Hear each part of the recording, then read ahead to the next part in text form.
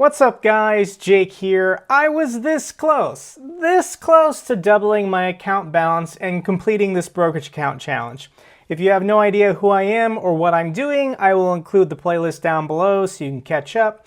And I was there. I was almost there. I was almost at 48,000 trying to get to 50.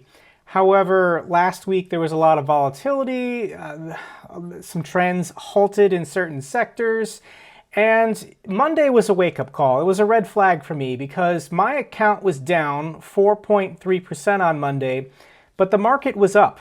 The market was ever so slightly up, which gives me an indication that I can't stay where I am. I got to keep moving. I have to find new stocks and new sectors to buy call contracts on if I want to stay with the trends. So I sold 5 positions and opened 2 new ones. I was up today, 1.76%, not bad.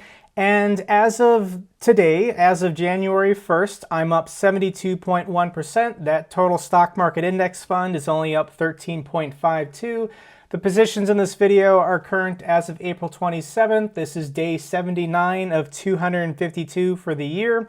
These are my positions. If you want to pause the video, as of my last update video on April 22nd, I had 14 positions, and it has changed to this. So it's going to look a little bit different, and I once again have 14 positions, but I don't really count these 2 put contracts that I sold. If you're not familiar with the put contracts I sold on Viacom and Discovery, there's a separate video where I explain these, but basically when you sell a put contract, you're promising to buy stock if it's below the strike price at expiration.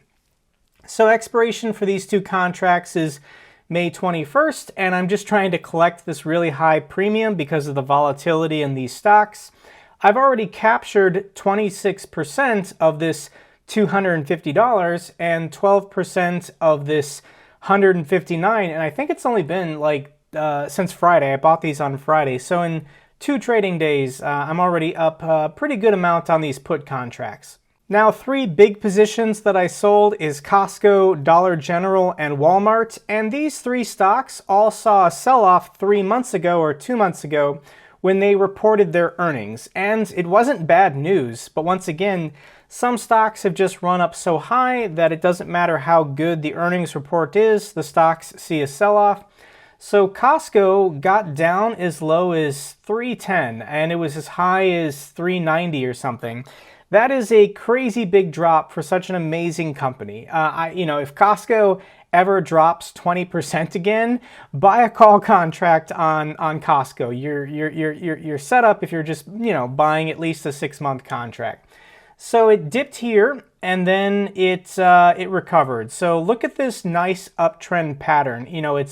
It's up a little bit back, up a little bit back, up a little bit back, up a little bit back. And as soon as it stops doing that, then the uptrend probably has halted.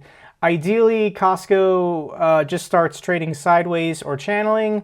If it does continue trending up, well, I guess I missed it. But this little pattern right here leads me to think that it's not going to get back to all-time highs. In general, it is a little overvalued, but once again, people will pay any price for Costco because they're confident of Costco's long-term profitability and durability. But I bought this call contract for $16.75 and I sold it for $5,069. So I made a profit of $3,393 on this Costco call contract. Dollar General was the same story, ran up huge last year, and then on earnings it started a downtrend. It bottomed out early March. I can't remember when exactly I bought the call contract. It might have been somewhere in this area, and it once again started this up pattern, this gradual up step, and then there was a huge pullback the last couple days. But it's basically back to all-time highs. There's this barrier at around 220 where it hasn't gotten past it, so I'm comfortable selling this call contract at this time. So I bought to open at $13.50 and then I sold to close for $34.35 for a profit that I locked in of $2,084. That's pretty fantastic. Next stock is Walmart, and Walmart did not recover as nicely as Costco and Dollar General. Once again, sell off at about the same time. Look at this red red bar showing a huge sell off. And I can't remember where I bought it. I might have bought it right around here. It didn't recover as nicely. It's been trading sideways since early April, and yeah, I'm comfortable just getting rid of it at this time. I bought to open for $6.35. I sold to close at $6.96, a profit of $60. I'll take it. The next two stocks to cover is Lockheed Martin and Apple, and Lockheed Martin broke my heart. Oh my gosh, this seemed like such a perfect opportunity. So I think I bought the call contract somewhere around here, 350, 360. It then was above 390. I think I was up $2,000 on this call contract, and then look at this. It reported its earnings, by the way, a week and a half ago. And then 1, 2, 3, 4, 5 consecutive red days, just hemorrhaging value. It was up a little bit today, but because it fell so hard through the 20-day moving average, I don't know what this stock is doing. And I'll be honest, like I'm just trying to pick the most obvious plays here. Am I committed to any one stock or position? No, I don't care. So why did the uptrend for Lockheed Martin stop or halt? I don't know, and I don't care. I'm still positive on this position, so I'm happy to get rid of it, take a small profit, and then move on to the next stock that I think has good fundamentals and is in an uptrend. So I bought to open at $12.30 and sold to close at $14.09, a profit of $178. Now I do hold 3 other defense contractors, Northrop Grumman, General Dynamics, and Huntington Ingalls. Lockheed Martin reported first. Those other 3 companies are reporting, I think, this week. So that makes me very nervous that we could see a similar sell-off even if their earnings report is good news. So I'm most likely going to sell those contracts the day before their earnings reports just to lock in my profit. I don't want to risk them going down like Lockheed Martin did. Next is Apple, and once again, the pattern seems to be it doesn't matter how good their earnings report is. For stocks that have gone up a lot, they see a sell-off even if it's good news. Microsoft reported after the closing bell today, and once again, it had a fantastic quarter, but it saw a sell-off in the stock because it's run up so huge. So Apple reports tomorrow after the bell closes. If you're watching this Wednesday, it reports Wednesday. And I could be wrong, but why gamble it? Its all-time highs are 140 and it's currently at 134 trading sideways. This could easily fall back down to 120 or go lower. And I bought to open this call at 10.20. I sold to close 16.49, a profit of 6.28. Once again, Apple is a fantastic company, and I think it's going to have a beast year going forward. I could easily buy this call contract back in a week if there's another dip. But I'm just predicting the future here. I could be 100% wrong. Once again, I am not married to any stock, any company, or any position. I'm looking for the most obvious ways to make money in this market.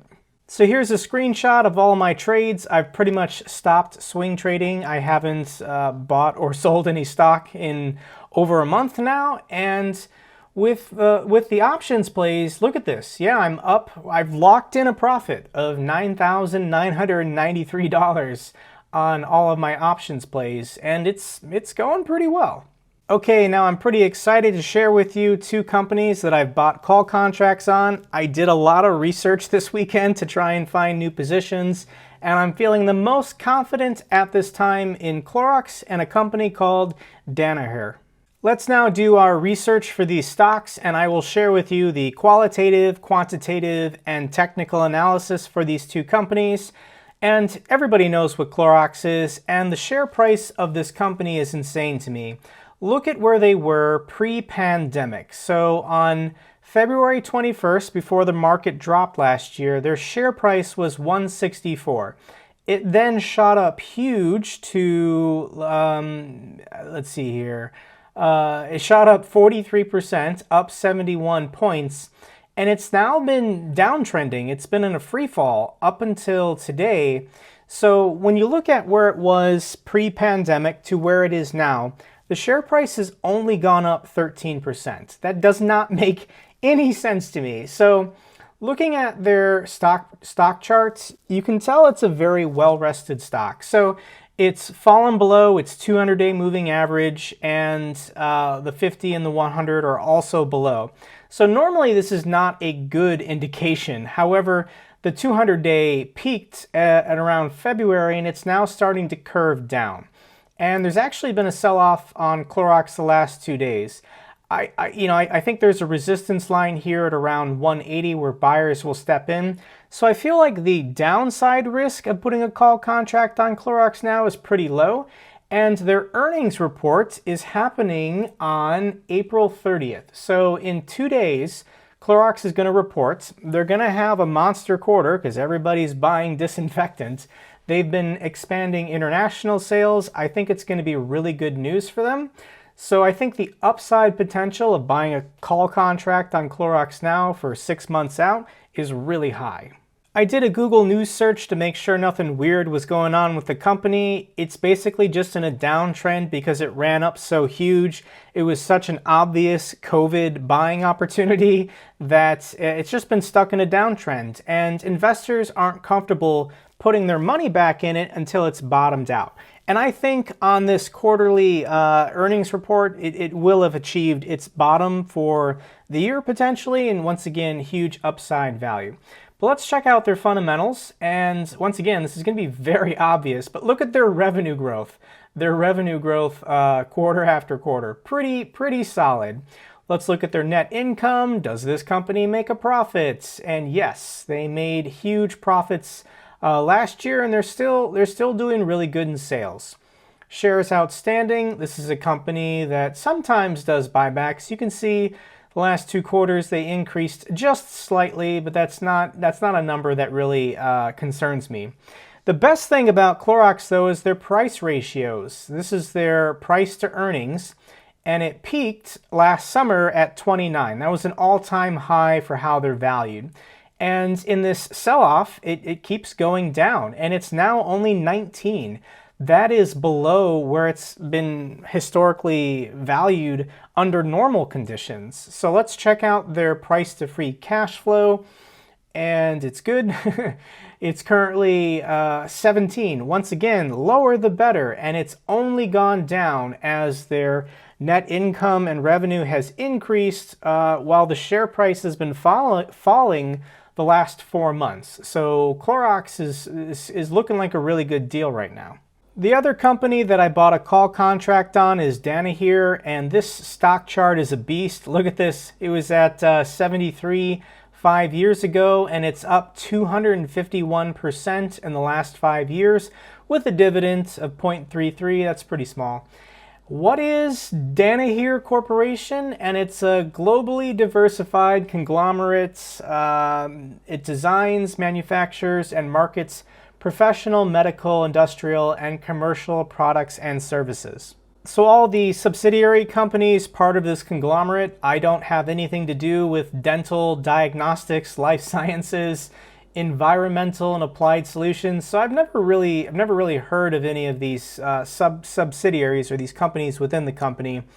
I watched a YouTube video about them. I've still never heard of Paul or Sykes or Beckman Coulter Life Sciences, but I'm sure this is a very successful, very professional company.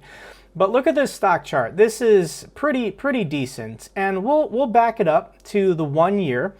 And this company saw a huge uptrend until it got to about 200, kind of traded sideways. It then shot up to 245, and it's hit this resistance line where last November it bounced off 245. It did it again in January.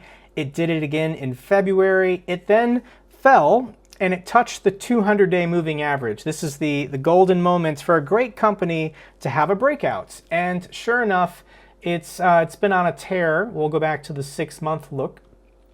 And it's been in a nice uptrend ever since basically the beginning, or mid-March.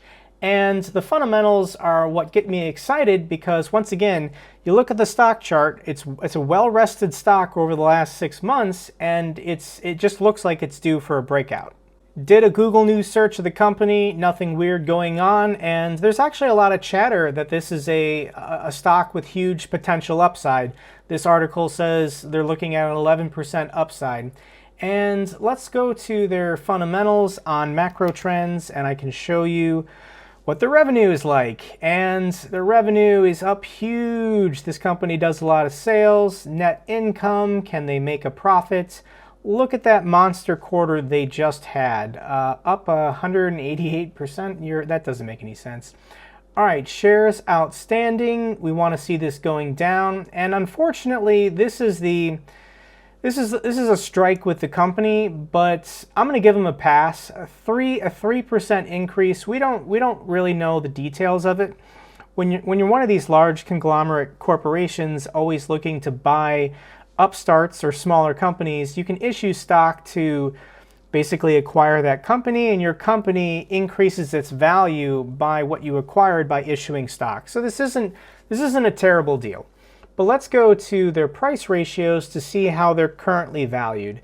And it's currently PE of 40, which is lower than it was during last year when investors were paying for a PE of 41, 42, 43, 45. Let's look at their price to free cash flow ratio, and it's currently 29. Once again, it's lower than it was where investors were paying for it last year.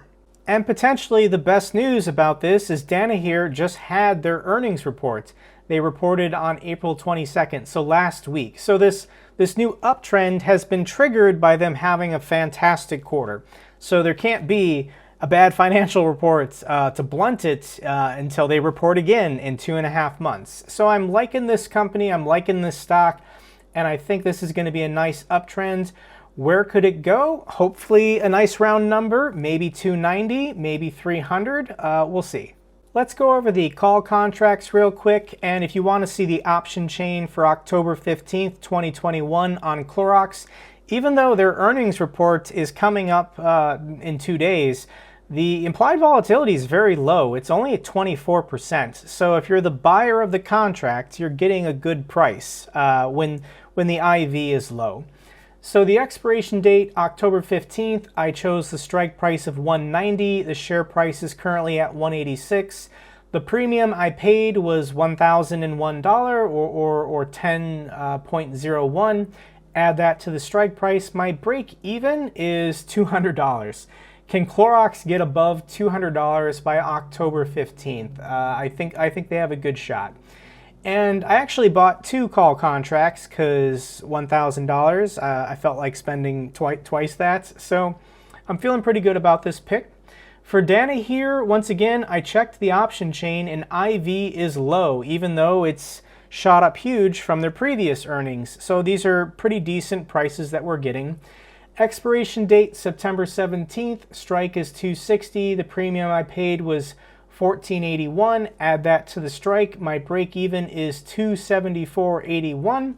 These, once again, these contracts are about 6 months out. So as soon as the uptrend looks like it's halted, I'm going to sell to close them.